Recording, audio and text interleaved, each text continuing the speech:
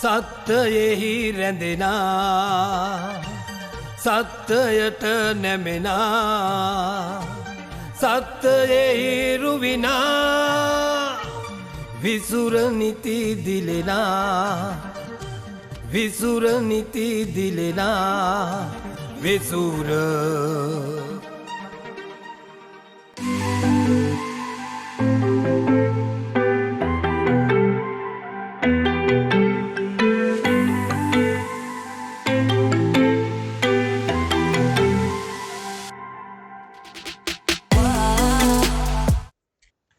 අයිබෝන් විසුර හිතවතුනි අද අපි ඕටු වැඩසටහන ආරම්භ කරන්නයි සූදානම් වෙන්නේ සුපුරුදු පරිදි. ඉතින් අදත් අපිත් එක්ක එකතු වෙලා ඉන්නවා පරිසරවේදී සජීව චාමිකර සහෝදරයා. ඉතින් අපි අයිබෝන් කියලා පිළිගන්නවමු. අයිබෝන්. හොඳයි මම හිතන්නේ අපිට අද විශේෂ මාතෘකාවක් තියෙනවා කතා කරන්න. මොකද අපි අද බොහොම යම් ප්‍රමාණයකට හෝ සතුටුදායක මොහොතක අපි ඉන්නේ.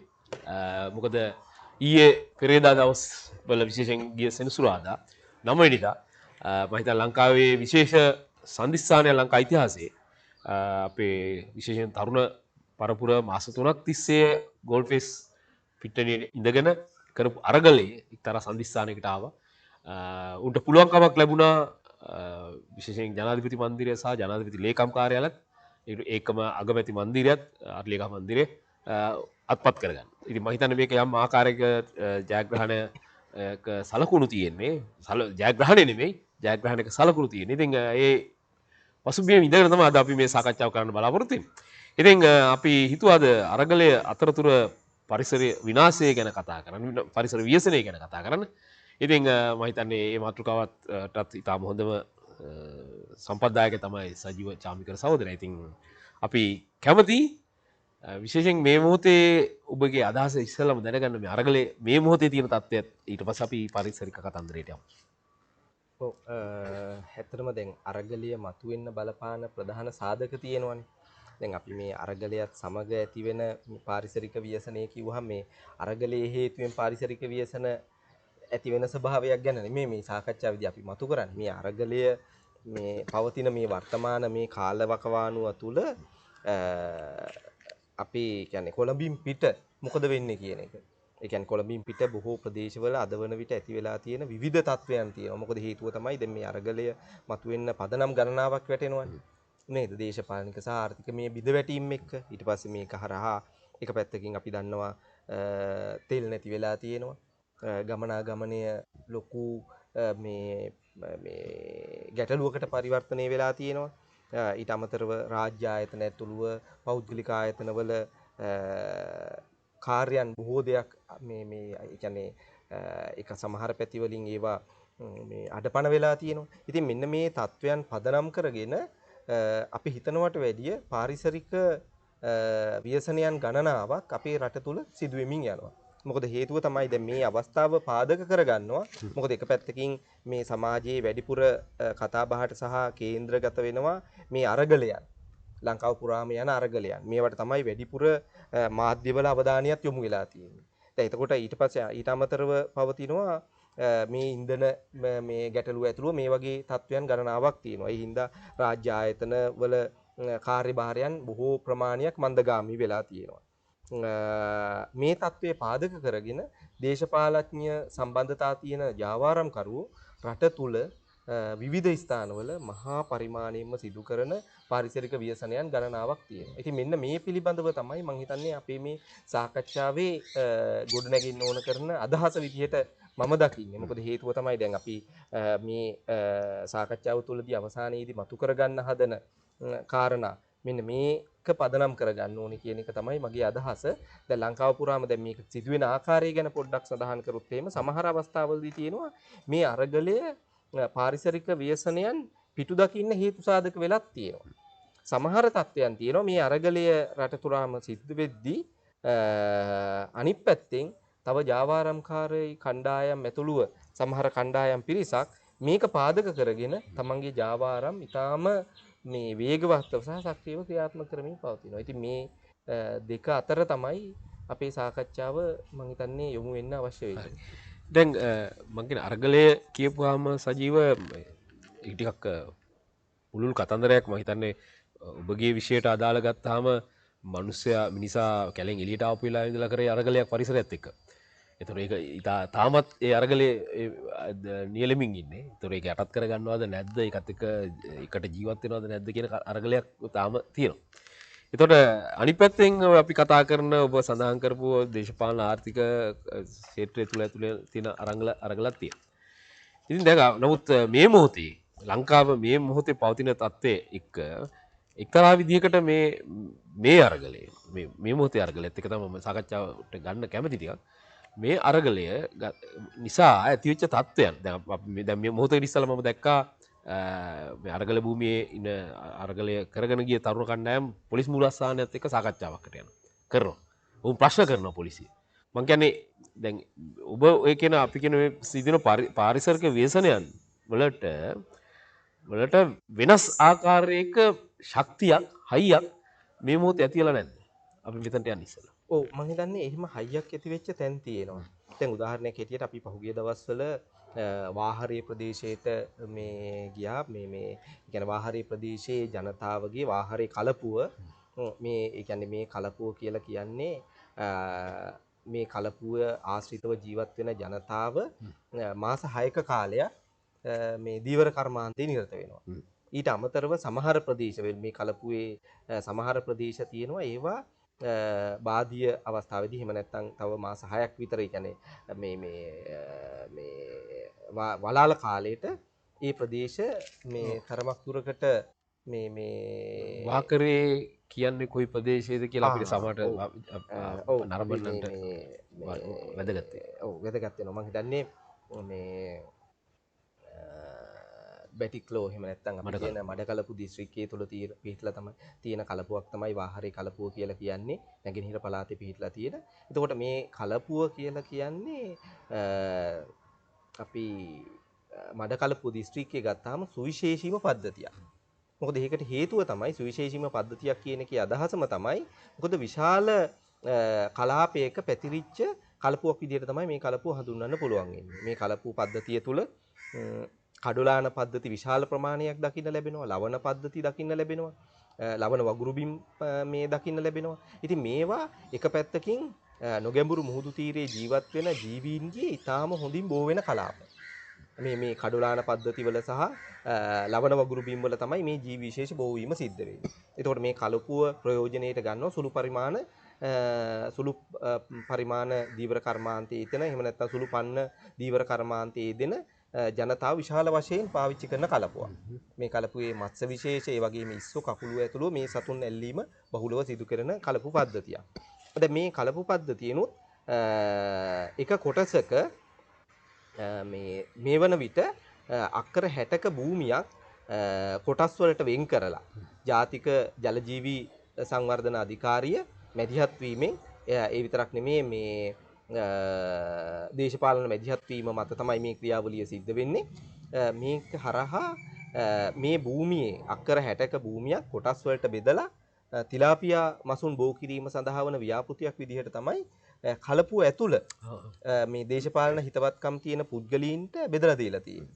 එතකොට මේ අවට ජීවත් වෙන ජනතාව දැඩි පීඩනයකට ලක් වෙලා තියෙන ආකාර කීපයකින්. එකක් තමයි මම පෙරදී සඳහන් කරා වගේ එක පැත්තකින් මේ කලපුවේ මේ කොටස් ජනතාව දීවර කර්මාන්තයේ සඳහා පාවිච්චි කරනවා. මාස 6ක වගේ කාලයක් ඒගොල්ලෝ ඉස්සෝ කකුළුව ඒ වගේම මත්ස්‍යයින් ඇල්ලීම සිද්ධ කරනවා. ඊතුළු මේ වලාල කාලේට ඒගොල්ලෝ කරන්නේ ඒ කලාපයේ තෘණබිම් බවට පත් වෙනවා. ඒ තෘණබිම් බවට පත් වෙන ප්‍රදේශ ප්‍රධාන වශයෙන්ම විශේෂයෙන්ම මේ වියලි කාලගුණයක් පවතින ප්‍රදේශ කාලවකවානුව තුලදී ඒ ප්‍රදේශ හරක් ඒ වගේම එළුව වගේ සත්තුන්ගේ තෘණභූමි විදිහට පාවිච්චි කරනවා. එතකොට ඒකේ සත්ත්ව පාලනයක් නිරත වෙනවා. එක පැත්තකින් දීවර කර්මාන්තය අනිත් පැත්තකින් සත්ත්ව පාලනය කරන සත්ත්ව පාලනය කියන මේ දෙකම මේ කලපුවත් එක්ක බැඳිලා තියෙනවා. එතකොට මේ පද්ධතිය තමයි අද වන විට අක්කර 60ක භූමියක් සම්පූර්ණයෙන්ම කුඩු යටි කුරු කරලා වේලි ඉදි කරලා ඒවය ජලයේ ගමන ගලා බසින ක්‍රමවේදයන් සම්පූර්ණයෙන්ම අවහිර කළා. මේ අවහිර කිරීම හින්දා ඊට ඉහත්තාවේ පිහිටලා තියෙන සම්පූර්ණ ප්‍රදේශයේම ගම්මාන සම්පූර්ණයෙන්ම ජලයෙන් යට වෙලා ගිහිල්ලා තියෙනවා. ඒ විතරක් නෙමේ ජලය ගලා යාමේ සම්පූර්ණ ක්‍රියාවලිය ඇඳහිවිටීම හින්දා ඒ ප්‍රදේශයේ ලිං ජලය පාවිච්චි කරපු ලිං වතුර ටික සම්පූර්ණයෙන්ම පාවිච්චි කරන්න බැරි තත්වයකටපත් වෙලා තියෙනවා. එහි කෘෂිකර්මාන්තයේ සම්පූර්ණයෙන්ම බිඳ වැටිලා තියෙනවා. මොකද ලවණ වතුර රැඳී පවතින ක්‍රියාවලියක් ඇති වෙලා තියෙනවා ඒ කලාපය තුල. එතකොට මේ ප්‍රදේශයේ බහුල වශයෙන්ම ගොඩ ගොවිතැනත කරපු ප්‍රදේශයක්. එතකොට මේ ගොවිතැන සම්පූර්ණයෙන්ම බිඳ වැටිලා තියෙනවා. දීවර කර්මාන්තයේ බිඳ වැටිලා තියෙනවා. සත්ත්වපාලනයේ බිඳ වැටිලා තියෙනවා. එතකොට මේ ආකාරයෙන් මේ සිද්ධ වෙච්ච ක්‍රියාවලිය තුලදී පහුගිය දවස්වල පහුගිය අප්‍රේල් මාසෙදී මේ හදපු පොකුණු වල එහෙම නැත්නම් තිලාපියා බෝ කිරීම සඳහා හදපු කලපුව තුල හදපු පොකුණු වලට ඒ තිලාපියා පැටවුන් ගෙනන් දාන්න උත්සාහ දරන අවස්ථාවලදී ජනතාව ලොකු උද්ඝෝෂණයක් කළා තමයි මේක නතර කරලා තියෙන්නේ. එතකොට මේ ජනතාවට ලොකු හයියක් වෙලා තියෙනවා මේ ගෝඨ ගෝගම අරගලය. මොකද වුන් කියන්නේ මේ අරගලය තමයි ඒගොල්ලන්ට මේ ඒ කියන්නේ ඒගොල්ලොන්ගේ අරගලයට පන්නරය ලැබුණේ කියලා ඉන්න. මොකද ඒක ඒ වචන වලින් මේගොල්ලෝ කිව්වා. ඒගොල්ලෝ සඳහන් කරපු දේ තමයි ගම්මානවල ජීවත් වෙන ජනතාව කියපු දේ තමයි ගෝඨ ගෝගම තරුණ තරුණී හින්දා තමයි අපිට ශක්තිය හම්බුනේ කියලා මේ අපේ අරගලය අපේ කලපුව විනාශ කරන එකට විරුද්ධව අපිට හඬනා ගන්න ඕන කරන ගම් විදියට එකතු වෙලා කණ්ඩායමක් විදියට එකතු වෙලා ඔවුන් විසින් ලොකු අරගලයක් කළා තමයි බය නැතුව මේ අරගලයේ නිරත වෙලා තියෙනවා. මොකද හේතුව තමයි පොලිසියෙන් ඇවිල්ලා මේ ක්‍රියාවලිය මැඩ පැවැත්වීම සඳහා ලොකු උත්සාහයක් දරලා තියෙනවා. එක පැත්තකින් දේශපාලඥයෝ දැන් මෙතන දේශපාලඥයෝ කියන අදහස වෙන්නේ පිල්ලයන් මේ පාර්ලිමේන්තු මන්ත්‍රී චන්ද්‍රකාන්තන් මේ අපි මහත්මයා තමයි මේකෙදි මූලිකත්වය අරගෙන තියෙන්නේ. ඊට අමතරව නාරා ආයතනය ඒක නාරා ආයතනය තවුල් එකට මේක නාරා ආයතනය නෙමෙයි මේක අපි කියන්නේ මේ ජාතික ජලජීවී සංවර්ධන අධිකාරිය මේ ජාතික ජලජීවී සංවර්ධන අධිකාරිය මේකට සම්බන්ධයි. ඊට අමතරව මේ වාකරේ ප්‍රාදේශීය ලේකම්වරයාත් මේකට සම්බන්ධයි. ඔහු විසින් තමයි මේ කලපුවේ ඉඩම් කොටස් වලට බෙදලා දීලා මේ බලපත්‍රය යටතේ අර පුද්ගලයන්ට ලබා දීලා තියෙන්නේ. එතකොට ඒ ක්‍රියාවලිය සඳහා සතුන් සැපයීම සහ මූල්‍ය ආධාරය සැපයීමේ ක්‍රියාවලිය ජාතික ජලජීවී සංවර්ධන අධිකාරිය මගින් ක්‍රියාත්මක කරනවා. ඊට පස්සේ පිල්ලයන් මහත්මයා තමයි ඒකට අවශ්‍ය කරන දේශපාලන මැදිහත් වීම ලබා දෙන්නේ. එතකොට ඔවුන්ගේ හිතවතුන්ට තමයි මේක ලබා දෙන්නේ. එතකොට මේ ක්‍රියාවලිය තුලදී ඒ ජනතාව කියපු දේ තමයි ඔවුන්ට හොඳ පන්නරයක් ලැබුණේ. ඔවුන්ට මේ හානිකර ක්‍රියාවලියට එරෙහිව ක්‍රියාත්මක වෙන්න ඕන කරන මේ ශක්තිය ලැබුණේ මේ අරගලයත් එක්ක කියලා වෙලා. ඉතින් ඒ අරගලේ එක පැත්තකින් ඒ අරගලය පිළිබඳව දැන් අපිට පේනවා දැන් අපි ගොඩක් වෙලාවට හිතනවා මේ උතුරු නැගෙනහිර ප්‍රදේශ අපි හැම වෙලාවෙම අපි මේ ටිකක් දුරස් භාවයක් ඇතුවනේ අපි සාකච්ඡාවට ලක් කරන්නේ අපේ සමාජය තුල. එහෙම තත්වයක් අපි ඇති කරලා තියෙනවා. දැන් මේ තත්වය තමයි අපි මේ වෙනස් කරන්න ලොකු උත්සාහයක් ගන්න ඕනේ. මේ අරගලේ එක මේ කොටසක් වෙන්න ඕනේ ඒක. අපි මේ සමස්ත රට වෙනුවෙන්ම අපි මේ කතා කරන එහෙම නැත්නම් හඬනගන ක්‍රියාවලියක් තත්වයක මේක ගෙනේ එන්නේ. මොකද අපිට ඒක හොඳටම දකින්න ලැබුණා උතුරු නැගෙනහිර යුද්ධේ පවතින කාලේදී. මොකද උතුරු නැගෙනහිර යුද්ධේ පවතින කාලේදී අපි හිතුවේ උතුරු නැගෙනහිර කියලා කියන්නේ අපිට වියුක්ත වෙච්ච සාධකයක් විදියට. ඔවුන් ජීවත් වුණේ කොහොමද? ඔවුන් කෑව බීවේ කොහොමද? ඔවුන් ගමනාගමනය කළේ කොහොමද? ඔවුන් ජීවත් වුණාද නැද්ද? ඔවුන්ගේ අයිතිවාසිකම් තිබ්බද නැද්ද කියන එක පිළිබඳවත් අපි සාකච්ඡා කළේ නැහැ. එතකොට එහෙම හිටපු ඒ පුද්ගලයෝ යුද්ධෙන් පස්සේ කාලවකවානුව තුලදී ජීවන චක්‍රය ගොඩනගාගෙන නැවත වරක් ගොඩනැගීමින් පවතින අතරතුරදී තමයි මේ කලපුව උන්ට අහිමි කරමින් යන්නේ. එතකොට මේ අහිමි කරන මුල් අධියර තුලදී ඒගොල්ලෝ ලොකුට ශක්තියක් උන්ට තිබුණේ නැහැ මේකට එරෙහිව ගොඩනැගෙන්න. නමුත් මේ ගෝඨ ගෝගම අරගලයත් එක්කම මේ සමාජය තුල මේ අරගලය කියන එක යම්කිසි ආකාරයක සමාජය හරහා සමාජගත වෙන්න ඕන කරන එහෙම නැත්නම් මේ Tamanට අහිමි වෙන මේ අයිතිවාසිකම් උල්ලංඝනය කිරීමට එරෙහිව හඬනා ගන්න ඕන කරන පසුබිම ගොඩනගෙනවත් එක්කම උන්ට ශක්තියක් ලැබිලා තියෙනවා. මේ ක්‍රියාවලිය ඉස්සරහට ක්‍රියාත්මක කරද්දී ලොකු බලපෑමක් කළා නතර කරගන්න. ඇත්තටම උන් නතර කරගත්තා. අද වන විට ඔවුන්ගේ ව්‍යාපෘතිය ඒ ආකාරයෙන්ම ක්‍රියාත්මක කරන්න බැරි වෙලා තියෙනවා. මේ වන විට ඒ ගොඩනැගීම් කරපු දේවල් මේ ඒ ආකාරයෙන්ම තියෙනවා. නමුත් ඒ ව්‍යාපෘතිය භූමිය තුල ස්ථාපිත කරගන්න බැරි වෙලා තියෙනවා. ගමේ හිටපු ඒ ගම්මාන ගණනාවක ජනතාව ලොකු බලපෑමක් කරලා ඒකත් එක්ක එකතු වෙලා තියෙනවා. ඉතින් එතකොට අපිට මේකෙන් පේනවා මේ අරගලය මේ සමාජයට ලොකු පන්නරයක් දීලා තියෙනවා. එතකොට ගෝඨ ගෝගම අරගලය කියලා කියන්නේ හුදකලා වෙච්ච අරගලයක් නෙමෙයි. මේක මුළු මහත් සමාජයේම කියවන අරගලයක්. එතකොට මේ මුළු මහත් සමාජයේම කියවන අරගලය නිවැරදි මාවතකට ගෙන යාම කියන එක ඊටාම වැදගත්. මොකද මේ අරගලයෙන් නිවැරදි මාවතකට කියලා කියන්නේ මේකට දේශපාලන පසුබිමක් තියෙන්න ඕනේ. එහෙම නැත්නම් දේශපාලන දැක්මක් අවශ්‍යයි.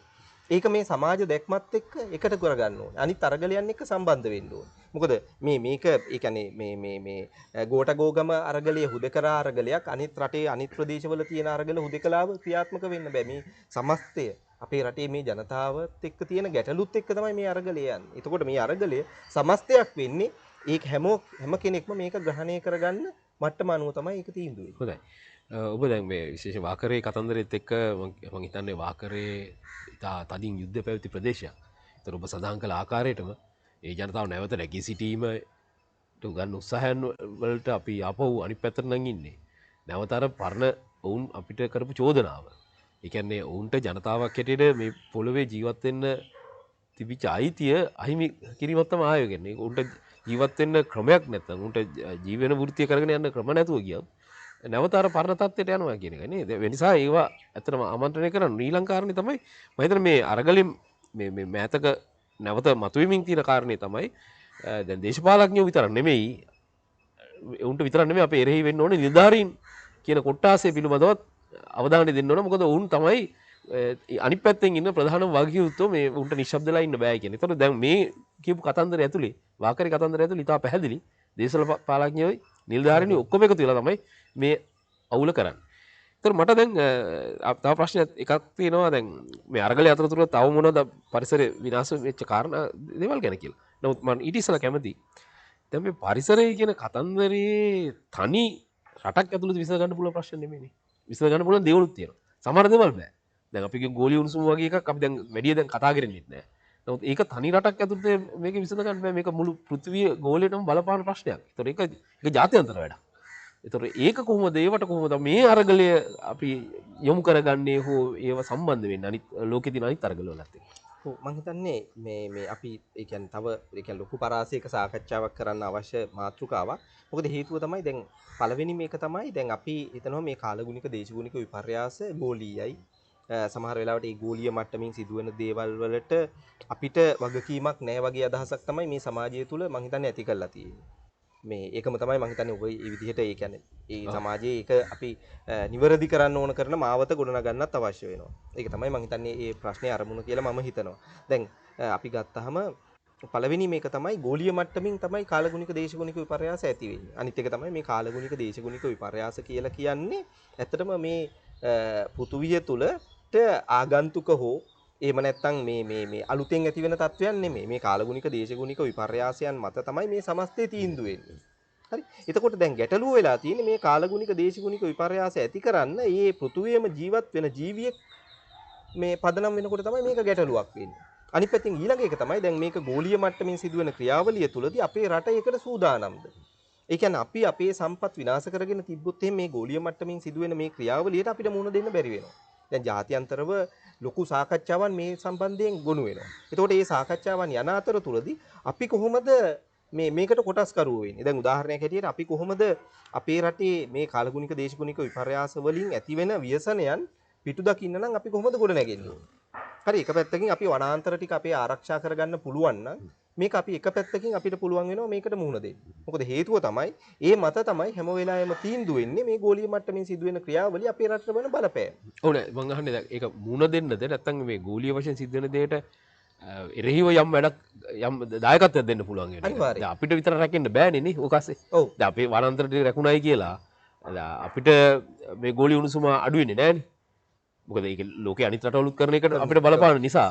ඒතර මේකෙන් යම් දායකත්වයක් තමයි තියෙන්නේ. එහෙම කිව්වොත් හරියද? ඔව් එකක් ඒ කියන්නේ දැන් ඒක අවම කර ගැනීම එකක්.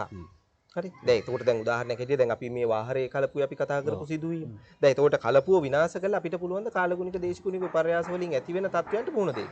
එතකොට ඒක ඊළඟට අපි ඒකේ දැන් ලෝකයේ තුල සාකච්ඡාවට අපි ගන්න ඕනේ රටක් තුල කොහොමද ජනතාවාදී සංවර්ධනයක් ගොඩනගන්නේ. එතකොට දැන් අපි ඔබ මං හිතන්නේ මුල් සාකච්ඡාවේදී මුල් මේ අවස්ථාවේදී කතා කරා දැන් අපි ලොකු අරගලයක් කරානේ. ඒ කියන්නේ මේ මිනිසා විසින් පරිසරය සමග ලොකු අරගලයක් කළා. අරගලයක් කළා තමයි ඒ කියන්නේ පියවරෙන් පියවර ගොඩ නැගිලා ඉන්නේ කියන අදහසක් සමාජගත කළානේ නේද? දැන් එතකොට ඒක ලොකු අරගලයක් ඒක. ඒතල තුල තියෙන්නේ. දැන් ඒ වගේම තමයි මේ පැත්තත්. මොකද හේතුව තමයි දැන් අපි ලෝකයට ගෙනියාම අවශ්‍යයි අද වන විට අපේ රටේ මේ සමස්ත බිඳ වැටීම් වලට ප්‍රධාන හේතු සාධක ගොඩ නැගිලා තියෙන්නේ වැරදි සංවර්ධන ක්‍රියාවලියක්. දැන් අපි මේක හඳුන්වන්නේ ජාතික භෞතික සැලැස්මත් එක්ක පදනම් වෙච්ච සංවර්ධන ක්‍රියාවලියක් කරා තමයි අපේ රටේ මේ සමස්ත බිඳවැටීම ඇති වුනේ.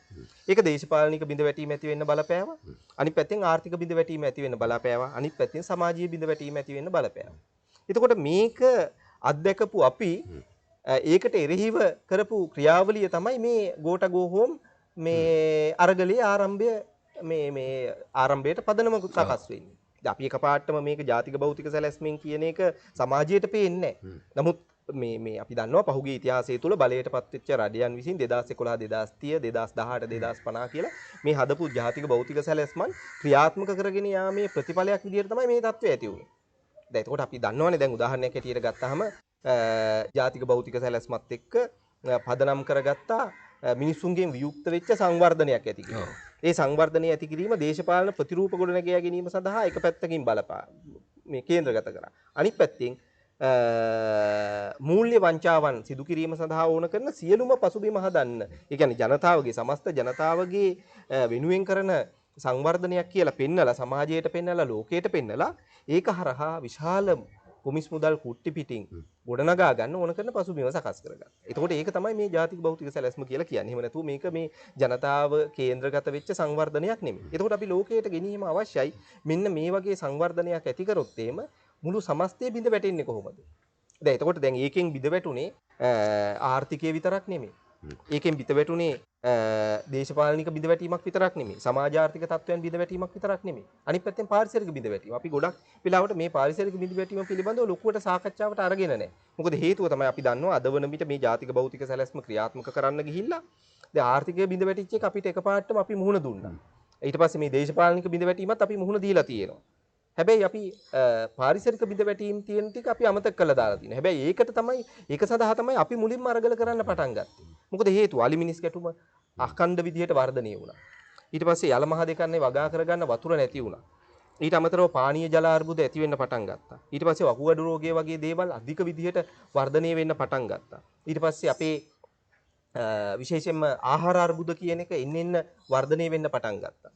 අපි ඒ කියන්නේ ආහාර විවිධත්වය කියන එක එන්න අඩු වෙන්න පටන් ගත්තා. ඉතින් මේ වහරහා ඕන කරන පසුබිම ගොඩ නැගුණා. හරි. ඊට පස්සේ අපිට වර්ෂාව හරි විදියට ලැබෙන්නේ නැති වෙන්න පටන් ගත්තා. ඊට පස්සේ අපි දන්නවා දැන් වර්ෂාව ලැබෙනකොට ඇති වෙන තත්ත්වයන් එක ව්‍යසනය වෙන්න පටන් ගත්තා. ගම් වතුර කියන එක. ගම් වතුර කියන එක මේ ඒ කියන්නේ අධික විදියට වර්ෂාව ලැබීමේ ප්‍රතිඵලයක් විදියට මේ සිද්ධ වෙන ක්‍රියාවලියක් තමයි. නමුත් ඒ තත්ත්වය ඇති වෙන්න ඕන කරන පාරිසරික තත්ත්වයන් අපි විඳවට ගත්තා. මොකද අධික විදියට තෙත්බිම් ගොඩ කළා, අධික විදියට වනාන්තර ටික ගොඩ කරා. ඊට පස්සේ අපි ඒවා ජලය සංචිත කරන පද්ධති ටික වැව් සහ ඇල මාර්ග පද්ධති ටික අපි විනාශ කරගත්තා. ඊට පස්සේ ඒවා මේ තව වැඩිපුර ජලය රඳා පවතින පහතරට ප්‍රදේශවල එහෙම නැත්නම් විරල කලාපයේ තියෙන පරිසර පද්ධති සියල්ලම විනාශ කරගත්තා. මේ ජාතික භෞතික සැලැස්ම නාමයෙන් අනිත් පැත්තෙන් අපි වේලි ඉදි කරනවා වගේ අධිවේගී මාර්ග පද්ධතියක් ඉදි කර අපේ මේ ගංගා මේ ද්‍රෝණි සම්පූර්ණයෙන්ම අවහිර වෙන විදිහට තෙත්බිම් දෙකඩ වෙන විදිහට මේවා ප්‍රතිඵල විදිහට මේ තත්ත්වයේ තිබුණා. ඊට පස්සේ ජනතාව එක පැත්තකින් අවතෙන් වෙන්න පටන් ගත්තා. අනිත් පැත්තෙන් ජනතාව මූලික අයිතිවාසිකම් අහිමි වෙච්ච ජනතාවක් බවට පරිවර්තනය වෙන්න පටන් ගත්තා. සෞඛ්‍ය පිරිහෙන්න පටන් ගත්තා. මේ වගේ ප්‍රශ්න ගොඩකට මුහුණ දෙන්න පටන් ගත්තා. එතකොට මේකේ අපිට පේනවා මේ වැරදි සංවර්ධන ක්‍රියාවලිය ප්‍රතිඵල ඒ කියන්නේ පෙන්වන්න පුළුවන් හොඳම සාධකය තමයි ලංකාව කියලා කියන්නේ. එතකොට අනිත් රටවල් මේක කොතරම් දුරකට අවබෝධයට ගන්න ඕනද? මොකද එතකොට මේ අරගලේ අනිත් පැත්තෙන් අපි සමාජයට ගෙනියන්න ඕනේ. ඒක ජාත්‍යන්තරයට ගෙනියන්න ඕනේ. ඒක තමයි මෙන්න මේ අපි වැරදි සංවර්ධනයට ගියොත් එහෙම අපි මුළු සමස්ත සමාජයේම මුහුණ දෙන්නේ මේ වර්ග කිලෝමීටර 65610ක් වෙච්ච එහෙම නැත්නම් මුළු ලෝකයේ රටවල් ප්‍රමාණය මේ 197ක් විතර ඒ කියන්නේ පිළිගත් රටවල් ටික ඊට අමතරව අපි 220 ගානක් විතර වගේ තියෙන රටවල් ටික මේ ඒ කියන්නේ අල්ලක් සයිස් එකට ඇන්දොත් එහෙම මේ ඇල්පිනිස් තුඩක් සයිස් එකට සලකුණු කරන්න තියෙන ලංකාවේ මේ මුළු ලෝකයටම ආදර්ශය ආවා. මොකද හේතුව තමයි වැරදි සංවර්ධන උපාය මාර්ගවල ප්‍රතිඵල අපි භුක්ති විඳිනවා. ඒ භුක්ති විඳීම හරහා අරගලයේ මතු වුණා. එතකොට එහෙම නැත්නම් අපි ජාත්‍යන්තරවත් මතුවීම අවශ්‍යයි. මේ සමස්තයම බිඳ වැටෙන්න, ආර්ථිකය බිඳ වැටෙන්න, සමාජීය තත්ත්වයන් බිඳ වැටෙන්න, දේශපාලනික බිඳ වැටෙන්න. ඒතර මේ සමස්තයටම බලපාන්නේ මෙන්න මේ පාරිසරික කතන්දරේ. කොහොමරි කමන්නේ වැරදි සංවර්ධනය. ඔව්. එතකොට අපි මේ වැරදි සංවර්ධනය හරහා මුළු ලෝකයටම ඉදිරියේදී අපිට මුහුණ දෙන්න වෙන්න සිද්ධ වෙන්නේ මේ අරගලයට. මේ ව්‍යසනයට. එතකොට මේ ව්‍යසනය ඇති නොවෙන්න නම් අපි ලොකු අරගලයක් කිරීම අවශ්‍යයි ජාත්‍යන්තර මට්ටමේ. කොහොමරි කමන්නේ අපි ආදර්ශයක් කොයි අතින් හරි වුණානේ ලෝකෙට. ඒකත් වැදගත් මම. ඒකත් වැදගත්. හොඳයි. දැන් මට හැම වෙලාවෙම කාරණා දෙක මතක් වෙනවා ඒකයි ප්‍රශ්නේ.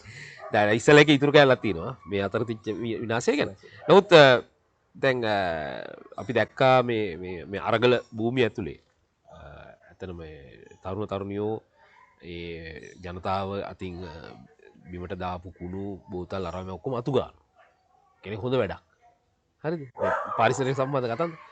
හැබැයි අපි අතු ගන්න එක හොඳයි. තව අස් කරලා ගොඩ ගහලා මෙයා කුණු එකතු කරන එක හොඳයි. හැබැයි අපි හදන්න ඕනේ එසේ කුණු නොදවන සමාජයක්. මම හිතන්නේ මේ දැන් ඔබ ඔය ටික එක කියලා ඉවරලා ඉවර වෙනකොට මම හිතුවේ වෙනත් පැත්තකට මේක ගෙනියන්න උත්සාහ කරයි කියලා. දැන් මම කියන්න හැදුවෙත් අන්න ඒක ඔබ සඳහන් කරපු එක. මොකද හේතුව තමයි අපි ඒ කියන්නේ මේ පරිසරවේදීන් හෝ මේ පරිසරයේ මේ අපේ සමාජයේ ජීවත් වන තරුණ තරුණියෝ කියලා කියන්නේ මේ බහුතරයක් දාන කුණු ටික එකතු කරන පුද්ගලයෝ නෙමෙයි. හරි. අපි ගොඩනගන්න ඕනේ ඒ කියන්නේ මේ ඥානනේ එහෙම නැත්නම් මේ දැනුවත් සමාජයක් ගොඩනගන්න. මම හිතන්නේ මේ අරගලේ එකක්. මම හිතන්නේ ඒකේ එක ඒ කියන්නේ අපි කියනවා මේවා අර සිම්බොලික් දේවල්නේ නේද? මේවා යම්කිසි ආකාරයක ඒ තරුණ තරුණියෝ මුළු සමාජයේටම පණිවිඩයක් දෙන්න පාවිච්චි කරපු උපාය මාර්ග. එහෙම නැත්නම් ක්‍රමවේද. හරි. දැන් එතකොට මේ ක්‍රමවේද මුළු සමස්ත සමාජයේටම ගෙනියාම අවශ්‍යයිනේ. දැන් ඒක තමයි අරගලේ එක අවස්ථාවක්. ඒක හරි. හරි. එතකොට ඒකම තමයි දැන් මේ අරගලය කතන්දරේ ඇතුලේ බොහෝ මම ධනාත්මක දේවල් මතුවෙමින් තියෙනවා. මතු වෙලා තියෙනවා. ඒ කියන්නේ දේශපාලන ක්ෂේත්‍රයේ විශේෂයෙන් දේශපාලන ක්ෂේත්‍රයේ අදාළ තමයි ගොඩක් කතන්දර මතුවෙන්නේ. ඊළඟට පිටවන්න ඕන ආණ්ඩුව කොයි වගේ වෙන්න ඕනද ඒ කතන්දරනේ. ඊට පස්සේ ඒගොල්ලෝ අමතන්න ඕනේ කොහොමද? සර් කියනවාද? මැඩම් කියනවාද? ඒවන එපාද? උනද එපාද? මම කියන්නේ ඒ වගේ කතන්දර ගොඩකුත් එනවා. ඒ වැඩක. හැබැයි කොහෙවත් මතුනේ නෑ ඔබ සඳහන් කරන ඔබ දිගින් දිගටම කතා කරන මේ පරිසර විනාශයේ මූලික කාරණයක් වෙන භෞතික සැලැස්ම ගැන. එතකොට මේ ඊළඟට එන ආණ්ඩුව මොකද මේක පරිසර කාරණේට ඍජුවම බලපාන නිසා ඔබ සඳහන් කරන ආකාරයට ඊළඟට එන ආණ්ඩුව මේ භෞතික සැලැස්ම කාරණේට අදාළවද වැඩ කරන්නේ. ඒක ප්‍රතික්ෂේප කරලා වෙන එකක් නිර්මාණය වෙනවද? ඔව් මම හිතන්නේ අපි මේ අරගලේ එක ප්‍රධාන කාරණයක් විය යුතුයි. එක ප්‍රධාන කාරණයක් විය යුතුයි. මේ ජාතික භෞතික සැලැස්ම පරාජය කිරීම. මොකද හේතුව තමයි අපිට ඊටාම පැහැදිලිව පේන්න තියෙනවා පහුගිය ඉතිහාසයේ පුරාම මේ සමස්තය බිඳ වැටෙන්න බලපාපු ප්‍රධානම සාධකයේ වුණේ. ඒ කියන්නේ ප්‍රධානම ප්‍රතිපත්තිමය සාධකය. මොකද හේතුව තමයි මේ ජාතික භෞතික සැලැස්ම කියලා කියන්නේ නිකන් සැලැස්මක් නෙමෙයි. ඒක ප්‍රතිපත්තිමය සැලැස්මක්. අපේ රට තුල මේ සංවර්ධනයේ ක්‍රියාත්මක කරන ප්‍රතිපත්තිමය ලියවිල්ල ඒක. ඒක ලියවිලි දෙකක් විදිහට තියෙනවා. නමුත් ඒක ප්‍රධාන ප්‍රතිපත්තිමය ලියවිල්ල. ඒක පාදක කරගෙන තමයි අපි ණය අරගන්නේ. ඒක පාදක කරගෙන තමයි අපේ රටේ පුරාම අපි මේ සංවර්ධනය ස්ථාපිත කරන්නේ. එතකොට ඒක පදනම් කරගෙන තමයි මේ අපේ ඉඩම් ටික බහුජාතික සමාගම් වලට වාණිජ වගාවන් සඳහා ලබා දෙන්නේ. ඒක පදනම් කරගෙන තමයි අපි මේ අධිවේගී මාර්ග පද්ධති ඉදි කරන්නේ. ඒක පදනම් කරගෙන තමයි අපි මේ බලාගාර ටික ඉදි කරන්නේ. එතකොට මේ සියල්ලම ඒක පදනම් කරගෙන ක්‍රියාත්මක වෙන්නේ. ඒක පදනම් කරගෙන තමයි අපේ රටේ තියෙන ඉඩම් ටික මිනිස්සුන්ගෙන් උදුරගන්නේ. ඒ කියන්නේ අපි හිතමු වෙරළබඩ කලාපයේ සංචාරක ව්‍යාපෘති ක්‍රියාත්මක කරන ජාතික භෞතික සැලැස්මට හදපු දේවල් වලට එතකොට ඒ ප්‍රදේශයේ ජීවත් වෙන දීවර රැකියාව නිරත පුද්ගලයන් මේ භූමියෙන් ඉවත් කරනවා. ඒක බලහත්කාරයෙන් ඉවත් කිරීම සමහර දේවල් ජාතික ආරක්ෂාව හෝ එහෙම නැත්නම් අධ්‍යාරක්ෂිත කලාප මුහුණුවරිනුත් ඒවා ඉවත් කරනවා. ඒව ඉවත් කරලා පාවිච්චි කරන්නේ අර මේ ජාතික භෞතික සැලැස්මේ අවශ්‍ය කරන ක්‍රියාවලියට. එතකොට මේක පරාජයට පත් කිරීම ඊළඟ ආණ්ඩුවක ප්‍රධාන කාර්යභාරය වෙන්න ඕන. මොකද හේතුව තමයි ඒක පරාජයට පත් කරන්න ඕන හේතුව තමයි ප්‍රධානම හේතුව මේක ජනතාවගෙන් වියුක්ත වෙච්ච සංවර්ධන සැලැස්මක්. මේ සංවර්ධන සැලැස්ම තුල කොයිම තැනකවත් ජනතාව මේ ස්ථානගත වෙලා නැහැ. මේක හැම වෙලාවෙම පුදු භෞතිකව ගොඩනැගීම් ගණනාවකට කේන්ද්‍රගත වෙලා තියෙනවා. එතකොට මේ කේන්ද්‍රගත වීමේ ප්‍රතිඵල භුක්ති විඳිනවා දීවරයා භුක්ති විඳිනවා. ගොවියා භුක්ති විඳිනවා. සත්ත්වපාලනයේ නිරත වෙන පුද්ගලයා භුක්ති විඳිනවා. වෙනත් නිෂ්පාදන ක්‍රියාවලියේ නිරත වෙන පුද්ගලයා භුක්ති විඳිනවා. සේවා සපයන්න භුක්ති විඳිනවා. මුළු මහත් සමාජයේම භුක්ති විඳිනවා. එතකොට එහෙමනම් අපි පළවෙනි මේක තමයි මේ දේශපාලන අරගලයෙන් පස්සේ මේක හරහා අපි රට තුල ප්‍රජාතන්ත්‍රවාදී ව්‍යුහයක් ගොඩනැගීම අවශ්‍යයි. නීති ආධිපත්‍යය සුරක්ෂිත කිරීම අවශ්‍යයි. අනිත් පැත්තෙන් ඊළඟ එක තමයි අධිකරණයේ ස්වාධීනත්වය ඇති කිරීම අවශ්‍යයි. මේකත් එක්කම ඊළඟට අපිට ප්‍රජාතන්ත්‍රවාදී පාලන ව්‍යුහයක් රට තුල ස්ථාපිත කරන්න ඕනේ. ඒ ස්ථාපිත කරනවත් එක්කම ඊළඟ අරමුණ වෙන්න ඕනේ මේ ජාතික භෞතික සැලැස්ම පරාජයට පත් කළා. ඒ වෙනුවට ජනතාව කේන්ද්‍රගත වෙච්ච ජාතික භෞතික සැලැස්මක් ගොඩනගලා ඒක ජනතාවගේ කැමැත්ත මත අදහස් මත ක්‍රියාත්මක කරන ව්‍යුහයක් ඇති කිරීම. මොකද ඒ තුල විතරයි අපේ රටේ නැවත වරක් නිවැරදි මාවතකට ගෙනියන්න පුළුවන් වෙන්නේ. මේ ජාතික භෞතික සැලැස්මම ක්‍රියාත්මක කරන රජයන් මොන ආකාරයෙන් හෝ බලයටපත් වුණත් අවසානයේදී සිද්ධ වෙන්නේ නීති ආධිපත්‍යය පාවිච්චි කරලා අපිට පුළුවන් මේ ජාතික භෞතික සැලැස්ම ක්‍රියාත්මක කරන්න. ඒ කියන්නේ පරිසර බලපෑම් මැගීම් වාර්තාවල් සකස් කරලා ඊටාම හොඳ වාර්තාවල් සකස් කරලා ඒකට අනුමැතිය අරගෙන මේක ක්‍රියාත්මක කරන්න පුළුවන්. හැබැයි මේ ක්‍රියාත්මක කිරීම හරහා සිද්ධ වෙන්නේ අවතැන් වෙන ජනතාව නැවත පදිංචි කරන්න පුළුවන්. මේ වනාන්තර මේ පරිසර බලපෑම් තක්සේරු වාර්තාවක් හදලා ඉවර වෙලා හඳුනාගත්ත ප්‍රදේශ හරහා මේ වනාන්තර කපලා තෙත්බිම් විනාශ කරලා මේක කරන්නත් පුළුවන්. හැබැයි ඒක හරහා ආපහු සමස්තය බිඳ වැටෙනවා. මේ නීති ආධිපත්‍ය සුරක්ෂිත කිරීමේ වැදගත්කම තියෙන්නේ මේ සැලැස්ම ක්‍රියාත්මක කිරීම සඳහා නෙමෙයි. ඒක නැවත වරක් අපි ගේන්න ඕනේ නීති ආධිපත්‍ය සුරක්ෂිත වෙන්න ඕනේ අධිකරණයේ ස්වාධීනත්වය ඇති වෙන්න ඕනේ රටේ ප්‍රජාතන්ත්‍රවාදී ව්‍යුහය ඇති වෙන්න ඕනේ නිවැරදි ජාතික භෞතික සැලැස්මක් ගොඩනගන්න. එහෙම නැත්නම් දැන් මේ තියෙන සැලසුම් ක්‍රියාත්මක කරන්න නෙමෙයි. දැන් මේ තියෙන සැලසුම් සකස් කරලා තියෙන්නේ නීති ආධිපත්‍ය අධිකරණයේ ස්වාධීනත්වය ඒ වගේම ප්‍රජාතන්ත්‍රවාදී ව්‍යුහය කියන මේ සියලුම දේවල් උල්ලංඝනය කරනවා. එතකොට මේ උල්ලංඝනය කරලා හැදිච්ච සැලසුමක් කොයිම වෙලාවකවත් නිවැරදි ආකාරයෙන් අධිකරණයේ ස්වාධීනත්වයේ තහවුරු වෙච්ච ඒ වගේම ප්‍රජාතන්ත්‍රවාදී ව්‍යුහය ගොඩනැගිච්ච නීති ආධිපත්‍ය සුරක්ෂිත වෙච්ච සමාජයක ස්ථාපිත කරන්න බෑ. මොකද මේ දෙකම හැම වෙලාවෙම එකිනෙකට වියුක්තයි.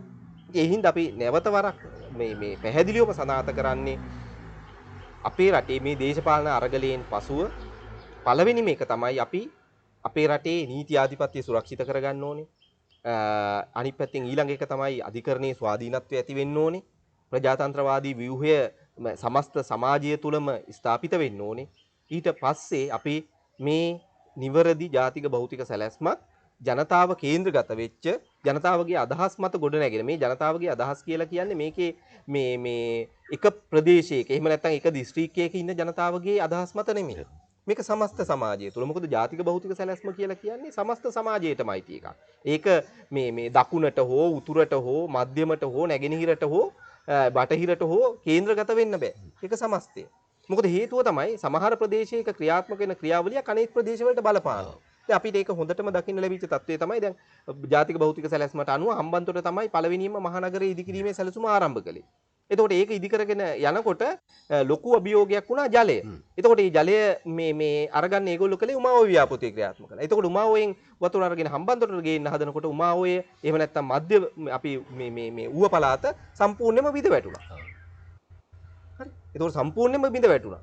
අද වන විට ඌව පළාත කියලා කියන්නේ සම්පූර්ණයෙන්ම පවුල් 17500කට වැඩි ප්‍රමාණයක් උන්හිත්යන් අහිමි වෙච්ච උමාඔය ව්‍යාපෘතියේ බහුකාර්ය ව්‍යාපෘතියේ ප්‍රතිඵලයක් විදිහට සමස්තය අහිමි වෙච්ච ජනතාව ජීවත් වෙන කලාපයක්.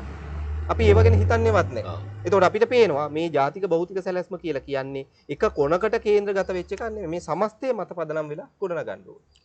හොඳයි. දැන් ඔබ මේ සාකච්ඡාව ගොඩක් පැතිවලට යනවා. නම් කරන්න දෙයක් නැහැ. දැන් අපි භෞතික සැලැස්ම ගැන කතා කරනකොට මට මතක් වුණේ අපේ නීතිඥතුමා එස්.ජී. පුංචිව මහත්මයා මම හිතන්නේ අපේ එක්තරා අවස්ථාවක පවත්වපු කතාවක සඳහන් කරපු ඒ තමයි අපි ව්‍යවස්ථාව මගින් අපි එකඟතාවයක් පළ කරලා තියෙනවා මේවා ක්‍රියාත්මක කරන්න. එතකොට ව්‍යවස්ථාව පිළිබඳ ප්‍රශ්නකුත් ආයෙ එනවා. ඒ කියන්නේ ව්‍යවස්ථාවෙන් අපි කැමැත්ත දීලා නම් ඒ ව්‍යවස්ථාව අපි එකඟ වෙලා අනුමත කරගෙන නම් තියෙන්නේ. ඒතර අපි කැමැත්ත දීලා තිනවා කෙලින්ම මේ කියන කටයුතු භෞතික සැලසුම් ආරම්භය හදලා ක්‍රියාත්මක කරන්න. දැන් අවශ්‍ය කෙනෙක් ඉන්නවා නම් මම හිතන සංදේශය සංග්‍රහව අපි මේ කතාව පළ කරා. ඔබට අරන් කියවන්න පුළුවන් පහුගිය කලාපයක. ඒතකොට එතන ආයි ව්‍යවස්ථාවිල ප්‍රශ්නයක් කියලා. ඇත්තටම මම ඔන්න ඔතෙන්දී මේ ඕකට විරුද්ධ මතයක් මම පැහැදිලිව සඳහන් කරනවා. අපි ව්‍යවස්ථාවෙන් සංවර්ධනය සඳහා මේ ප්‍රවේශයක් අපි අරගෙන තියෙනවා. ඒකට අයිතියක් තියෙනවා. හැබැයි අපි ව්‍යවස්ථාවෙන් දීලා තියෙනවද නීතිය ආධිපත්‍ය බිඳවට්ටන්න පුළුවන් කියලා. අධිකරණයේ ස්වාධීනත්වය බිඳවට්ටන්න පුළුවන් කියලා. ඊට අමතරව ප්‍රජාතන්ත්‍රවාදී ව්‍යුහය බිඳවට්ටන්න පුළුවන් කියලා. ජනතාවගේ මූලික අයිතිවාසිකම් වළක්වලා සංවර්ධනය ගොඩනගන්න පුළුවන් කියලා ඉවිල්ලා අපි ව්‍යවස්ථාවෙන් එකඟ වෙලා තියෙනවා. ඒතකොට ව්‍යවස්ථාවෙන් එකඟ වෙලා තියෙන්නේ මෙන්න මේ සමාජය තුල තමයි මේක ක්‍රියාත්මක කරන්නේ. එහෙම නැතුව ඒ සියල්ලම උල්ලංඝනය වෙච්ච සමාජයක් තුල ජාතික භෞතික සැලැස්මක් ක්‍රියාත්මක කරන්න නෙමෙයි අපි එකඟ වෙලා තියෙන්නේ. අපි එකඟ වෙලා තියෙන්නේ ප්‍රජාතන්ත්‍රවාදී ව්‍යුහයක් තුල, නීති ආධිපත්‍යයේ සුරක්ෂිත වෙච්ච සමාජයක් තුල, අධිකරණයේ ස්වාධීනත්වයේ තියෙන මූලික අයිතිවාසිකම් සුරක්ෂිත වෙච්ච සමාජයක් තුල තමයි මේ සංවර්ධනය ගොඩනගන්න ඕනේ. එහෙම නැතුව සංවර්ධනය ගොඩනැගීම සඳහා මූලික අයිතිවාසිකම් නැතුව, අධිකරණයේ ස්වාධීනත්වයේ නැතුව, නීති ආධිපත්‍යයේ නොමැතිව මේ ජාතික භෞතික සැලැස්ම හෝ එහෙම නැත්නම් සංවර්ධනය ගොඩනගන්න කියන එකට නෙමෙයි අපි ව්‍යවස්ථාවෙන් එකඟ වෙලා තියෙන්නේ. හැබැයි අවසාන වෙනකොට සංශෝධනය කරු ව්‍යවස්ථා සංශෝධනය එක්ක අපි ඔක්කොම යටත් වෙනව නේද ජනාධිපති අතර බලය ගියා. අන්න එතන තමයි ගැටලුව. ඒක තමයි. එතනින් අපි එකඟ වෙලා ඉවරයි. එතකොට එතනදී තමයි ප්‍රධානම අභියෝගය එන්නේ. අපි හැබැයි එතනින් එකඟ වෙලා තියෙනවා අපි මූලික අයිතිවාසිකම් කියන කොටසේ බලය අපි ජනාධිපතිවරයාට පවරලා නැහැ. එතකොට අපිට පැහැදිලිවම තියෙනවා මූලික අයිතිවාසිකම් බලයත් එක්ක අපි සංවර්ධනයට වීමට තියෙන අයිතිය තියෙනවා. හැබැයි මේ සංවර්ධනය වීමට තියෙන අයිතිය තුල අපි තව බොහෝ අයිතිවාසිකම් ගණනාවක් එක්ක තමයි ඒක බැඳිලා තියෙන්නේ. ඕනේ හරි. දැන් ප්‍රශ්නේ තියෙන්නේ හරි අපි මූලික අයිතිවාසිකම් අපි බාර දීලා නැහැ. හැබැයි අධිකරණයේ හැසිරීමේ බලයක් ගිහිල්ලා තියෙනවා. හරිද? ඒතර අපි මූලික අයිතිවාසිකම් මේ කරගල කරන්න වෙන අධිකරණයක්. අධිකරණයක්. ඒතර ආපහු අනිත් පැත්තෙන් ගත්තාම අධිකරණයේ පත්වීම කරන්නේ ජනාධිපතිවරයා නම් එතන තව ප්‍රශ්නයක් එනවනේ. මම හිතන්නේ ඒක තමයි එස්.ජී. මහත්මයා සඳහන් කරන්නේ. අපි මම හිතන්නේ එතෙන්දී අපි පැහැදිලිවම එකඟ වෙනවා. මොකද හේතුව තමයි අපි පහුගිය මේ O2 වැඩසටහනකදී සාකච්ඡා කළා. විශේෂයෙන්ම මේ 20 වෙනි ව්‍යවස්ථා සංශෝධනය හරහා කොහොමද මේ පරිසරයේ බිඳ වැටෙන්න බලපාපු සාධක ගොඩනැගුණේ, ඒකේ බලය කොහොමද අරගෙන මේ විධායකයෙ විසින් මේ සමස්තය හැසිරවීම හරහා මේ සමස්තය බිඳ වැටෙන්න ඕන කරන පසුබිම ගොඩනැගුවේ කියලා. ඉතින්දී අපි විශේෂයෙන්ම අවධානයට ලක් කරපු එක තමයි తాවකාලිකව 19 බලාත්මක කරන්න 20 අහෝසි කරන්න, ඒ වෙනුවට ඉන් පසුව 21 ගේනකොට අපි 21 කොයි විදිහටද යන්න ඕන කරන ගමන් මඟ අපි සාකච්ඡා කළා. ඒ විතරක් නෙමෙයි අපි තව දුරට සාකච්ඡා කළා 21ක් ගේනවද එහෙම නැත්නම් අලුත්ම ව්‍යවස්ථාවක් ගේනවද කියලා. ඒකට අඩංගු වෙන්න ඕන කරන පාරිසරික තත්ත්වයන් මම හිතන්නේ ඔබ ඒක සඳහන් කළා වගේ එතෙන්දී මම සම්පූර්ණයෙන් එකඟ වෙනවා. අර ක්‍රියාවලියේදී අර එකඟතාවයක් නොතිබ්බා වගේම එකඟ වෙනවා. මොකද එකඟ වෙන කාරණේ තමයි අපි මේ ව්‍යවස්ථාව තුළ මේ දැනට පවතින මේ 20 වෙනි මේ සංශෝධනයත් එක්ක මේක ක්‍රියාත්මක කරන්න බෑ. එතකොට මේ බලයටපත් වෙන ආණ්ඩුවක් ඉදිරියේදී බලය මේ කියන්නේ සමාජයේ මේ සමස්ත සම්මුතිය තුළ සමස්ත සමාජයේම සම්මුතිය මත බලයටපත් වෙන ආණ්ඩුවක් මේ නීති ආධිපත්‍යය සහ අධිකරණයේ ස්වාධීනත්වය ඇති කරන්න නම්, ඊට පස්සේ රට තුළ ප්‍රජාතන්ත්‍රවාදී ව්‍යුහයක් ඇති කරන්න නම් මේ කියන අධික බල කේන්ද්‍රය කියන එක අහෝසි කරන්න ඕනේ. මොකද එහෙම ඒක තිබෙන තාක්කල් ප්‍රජාතන්ත්‍රවාදී ව්‍යුහයක් රට තුළ ස්ථාපිත කරන්න බෑ. මොකද ප්‍රජාතන්ත්‍රවාදයේ කියන එකේම හැම වෙලාවෙම මේ බල තුලණය කියන එක එක පැත්තකින් පවතිනවා. එතකොට බල කේන්ද්‍රගත වෙච්ච අවස්ථාවක් තුල කොයිම වෙලාවකවත් මේ ප්‍රජාතන්ත්‍රවාදී ව්‍යුහය කියන එක ස්ථාපිත කරන්න බෑ. ඉතින් ඒ හින්දා මේ පිළිබඳව විශේෂයෙන් අපි අවධානයට ලක් කරන්න ඕනේ. හොඳයි. හිතවතුනි මම හිතන්නේ අපි අරගලයේ වටා පිටා ගොඩක් අපි දේවල් කතා කළා. මම හිතන්නේ හරි වැදගත්. ප්‍රධාන කාරණේ තමයි අපි කතා කරපු ආකාරයේ සිද්ධිය උන්ට කොහොමද මේ ජනතාවට කියන්නේ. අපි කියන මෙහෙම සඳහන් කරගත් වැරදි පරිදි ජනතාව කියන නමුත් එහෙම කියන එක වැරදි. නමුත් ඒ ජනතාවට දැනෙලා තියෙනවා මේ අරගලය සිද්ධ වෙන අරගලය කොළඹ කේන්ද්‍රීය වෙලා වෙච්ච අරගලයේ හයිය උන්ට දැනෙලා තියෙනවා. ඒ නිසා අපිට ඒ අත්දැකීම හරි වැදගත්. මම හිතන සමහරට මේ හම්බෙච්ච නැති එවැනි ශක්තියින් ලැබපු දේවල් අපිට ගොඩක් අරගල තියෙන්නත් පුළුවන්. ඉතින් ඒ නිසා ඒක අපිට වැදගත්. ඊළඟට අපේ සාකච්ඡාව ඇත්තටම තව දුරට යන්න ඕන. නමුත් අපේ කාල වේලාව මම හිතන්නේ අපිට හරස් වෙනවා. අපි බලාපොරොත්තු වෙනවා ඊළඟ සාකච්ඡා වාරවලදී ටිකක් සාකච්ඡා කරන්න. නමුත් ඒකම වැදගත් කාරණයක් අපි මතු වුණා. මේ අපේ මිනිස්සුන්ගේ ජීවත් වීමේ ක්‍රමයම මේ පරිසර හිතකර වෙන්න ඕන කියන්නේ. ඒ නිසා කුණු අතුගානක නෙමෙයි කුණු නොදා සිටීමේ පුරුද්දක් අපි තුල ඇති වෙන්න ඕන. ඒවා කොහෙන්ද පටන් ගන්න ඕන, කොහොමද වෙන්න ඕන, මේ ජනතාවට අතට ගෙනියන්නේ කොහොමද කියන එක ගැන මම හිතන්නේ අපිට වෙනත් රටවල් අත්දැකීමුත් එක්ක කතා කළ යුතුයි. ඒ නිසා ඒක පුරුද්දක් හැටියට ඒ නිසා අපි අපේ සාක්කුවේ අපි කන කොලයක් හරි මොකක් හරි අපි විසි කරන අපතේ යවන්න නැත්නම් අපි ඉවත් කරන දේවල් අපි ඒක කොහොමද වෙන විදිහකට අපි ඒක ක්‍රියාත්මක කරන්නේ කියන ගැන අපි නොහිත කතා කරනවා. නැත්නම් තරුණියෝ කරන එක වැරදි නෙමෙයි. අතුපාතු ගාලා ගොඩ ගහලා අස් කරන එක වැරදි නෙමෙයි. නමුත් ඊට එහා එකක් අවශ්‍යයි කියන කාරණේ අපි කතා කළා. ඊළඟට භෞතික සැලැස්ම මේ අරගලය ඇතුලේ අනිවාර්යෙන් එළියට ගන්න ඕන කතන්දරයක්. මොකද ඊළඟ පත්වෙන ආණ්ඩුව කවරෙකු හෝ මේ සම්බන්ධයෙන් ගන්න තීන්දුව මොනවද කියන එක ගැන හරි වැදගත් මේ වෙලාවේ පරිසර සම්බන්ධ කාරණේ. ඊළඟට තමයි ආවේ ඒකත් එක්ක සම්බන්ධ වෙන ව්‍යවස්ථාව. ඒතකොට එහෙමනම් අපිට තේරෙනවා මේ ව්‍යවස්ථාවත් සම්පූර්ණයෙන් වෙනස් විය යුතුයි. එතකොට ඊළඟ ආණ්ඩුව අරගලයෙන් පස්සේ එළඹෙන ආණ්ඩුව බලය ගන්න කවුරු හෝ මේ ව්‍යවස්ථාව සම්බන්ධයෙන් මොකද කරන්නේ? දැන් අපි දැක්කා මේ පෞද්ගලික දවස්වල 21 ගේනවා 22 ගේනවා කිය කරකෝ ආපහු ඒක ඇතුළේම කොටු කරගන්න හැදුවේ. ඉතින් ඒ නිසා ඒවට වෙන එකඟතාවය මොකද්ද කියන එක අරගල කරුවෝ හැටියට ඒ තරුණ කණ්ඩායමුත් මම හිතා අපි ඒ නිසා ඒක අරගල කරුවන්ට බාර දීලා අපිට නිකන් ඉන්නත් බෑ.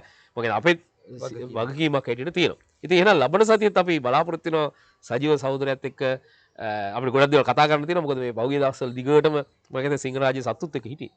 ඔව් මම හිතන්නේ සිංහරාජ්‍ය හිටියා. ඊට අමතරව දැන් මේ අරගලේ යන අතරතුරදී යාල ජාතික වනෝද්‍යානයේ දැවැන්ත මේ මැණික් වාරමක් සිදු වෙනවා. මොකද මේක පාදක කරගෙන, ඒ කියන්නේ අරගලයේ පාදක කරගෙන නෙමෙයි මේ අවස්ථාව පාදක කරගෙන අනිත් පැත්තෙන් ඊළඟට අපි දැන් අවුරුදු ගාණක් තිස්සේ අරගල කරන මේ පානම ජනතාවගේ ඉඩම් අයිතිය මේ වෙන පුද්ගලයින්ට ඉඩම් බෙදලා දීලා තියෙනවා. ඒකත් අර කිව්වා වගේ මේ අවස්ථාව පාදක කරගෙන නිලධාරීන් කරපු ක්‍රියාවලිය. ඊට අමතරව අපි මේ තව ගියා පාලු කඩවල ප්‍රදේශයට.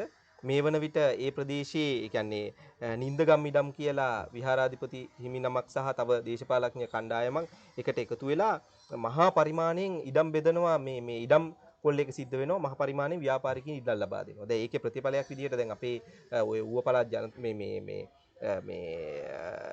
වයඹ පළාත් ජනතා සැලසුම් සංසදයේ කණ්ඩායම අපිට කතා කරලා නිතරම කියපු එකක් තමයි මේ පැත්තේ අලිමිනිස් ගැටුම ඉතාම දරුණු විදිහට වර්ධනය වෙලා තියෙනවා කියලා. මොකද හේතුව මේ පාලුකඩවල වැවේ මේ ඉඩම් මහා පරිමාණයෙන්ම සමාගම් වලට ලබා දෙනවා. අනිත් පැත්තෙන් ඊළඟට ඉඟිරිමිටිය ජලාශය ඒ ආශ්‍රිතව ඉඩම් ලබා දෙනවා. ඊට පස්සේ ඔය තෝර මයිලෑව කියන ප්‍රදේශයේ ඉඩම් මහා පරිමාණයෙන්ම සමාගම් වලට ලබා දීලා මේ වන විට එලිපෙහෙලි කරනවා. ඉතින් මේ අරගලයේ යන අතරතුරදී එහෙම නැත්නම් මේකෙදි විශේෂයෙන්ම මේ අරගලයේ එක පැත්තකට කේන්ද්‍රගත වෙලා තියෙන මේ අධීරයන් තුලදී තව සමාජය තුල විශාල ව්‍යසනයන් ගණනාවක් සිදු කරමින් පවතිනවා. මම හිතන්නේ අපි ලබන සතිය අපි මේ පිළිබඳව ටිකක් විස්තරාත්මකව සාකච්ඡාවට ලක් කරමු. අනිවාර්යයෙන්. ඒතර අපිට නැවත මතක් කරන්න වෙන්නේ මේ දේශපාලඥයන් විතර නෙමෙයි. මේ වෙලාවේ ප්‍රශ්න කරන්න වෙන්නේ නිලධාරීන්ව ප්‍රශ්න කරන්න වෙනවා. නිලධාරීන් දේශපාලඥයෝ විවිධ අත්දැකීම් මත සහ විවිධ අධ්‍යාපන මට්ටම් මත ඒගොල්ලෝ බලයට ආවට මම හිතන්නේ නිලධාරීන්ට තේරෙනවා මේ සිද්ධ වෙන ව්‍යසනය මොකක්ද. නමුත් උන් කටවහගෙන උන් නිශ්ශබ්ද වෙලා ඉඳීම මම හිතන්නේ මේ තත්ත්වයන් උග්‍ර කරන්න බලපෑවා කියලා. නිසා මම හිතන්නේ අරගලකරුවෝ ඊළඟට සඳහන් කරන කාරණේ හරි වැදගත්. මේ දේශපාලඥයෝ විතර නෙමෙයි නිලධාරීන් ගැනත් අපිට ප්‍රශ්න කරන්න වෙනවා කියලා. හොඳයි එහෙනම් අපි හිතවතුනි සාකච්ඡාව අවසන් කරන්නයි බලාපොරොත්තු වෙන ඕටු. නමුත් අපි අද හිතුවේ අපි ගෝල්ෆේස් පිට්ටනියට ගිහිල්ලා අරගලකරුවෝ එක්ක ඉඳගෙන මේ සාකච්ඡා කරන්න කියලා. නමුත් ප්‍රධානම ප්‍රශ්නේ අපිට මම හිතන්නේ මේ ඔබ සියලු දෙනාටත් බලපාන ප්‍රශ්නේ ප්‍රවාහන ප්‍රශ්නයක් අපිට මතුවුණා. ඒ නිසා තමයි අද අපි මේ ස්ථානයේ ඉඳගෙන මේ සාකච්ඡාව පැවැත්වුවේ. ඉතින් එහෙනම් අපි නැවත ලබන සතියේ ඔබ හමුවේ බලාපොරොත්තු වෙමින් අපි ඔබ සමු ගන්නවා. ඉතින් ස්තුතියි සජීව බ්‍රයිබෝන්. නැවත දවසක අපි හමු වෙමු.